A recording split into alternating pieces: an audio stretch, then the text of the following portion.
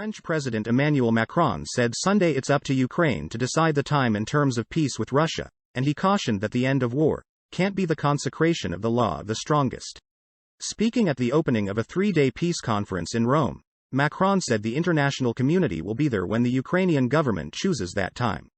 To stay neutral would mean accepting the world order of the strongest, and I don't agree with this, Macron said at the conference organized by a Catholic charity with close ties to the Vatican.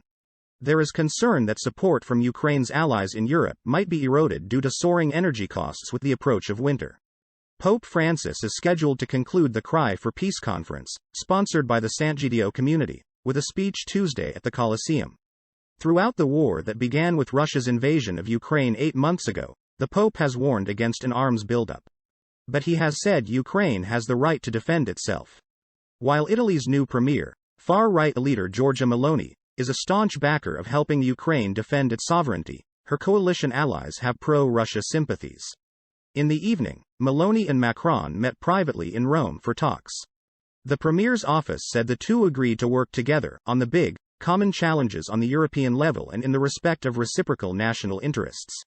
The two discussed the need to give rapid and common responses to the problems of high energy costs, support for Ukraine, the difficult economic moment and managing migrant flows, the statement said. Macron, a pro-European centrist, tweeted a photo of the meeting in the evening, writing that, as Europeans, as neighboring countries, as friendly peoples, with Italy we must continue all the work started. We owe to our youth and our peoples to succeed together, Macron added, saying that Sunday's meeting goes in that direction. The French presidency said both leaders had a constructive, frank, and open discussion for over 1 hour and that they agreed on the need to have regular contacts at all levels in order to move forward the European agenda. The French president's visit to Italy includes an audience with the Pope at the Vatican on Monday.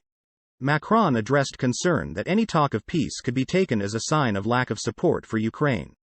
To speak of peace now, call for peace, might seem unbearable for those who are fighting for freedom. It seems like a betrayal of Ukraine, the French leader said. But peace cannot be captured by Russian power, he said. Peace can't be the consecration of the law of the strongest, nor can it be a ceasefire, marking the state of affairs. We want the Ukrainian people to decide at a certain point, peace, the moment and the terms of peace, Macron said.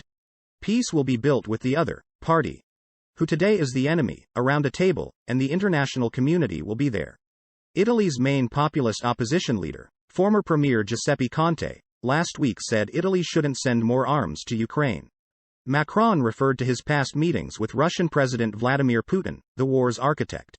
Moscow's aggression is the fruit of exaggerated nationalism and feeling isolated, the French leader said, noting the aggression was unjustified.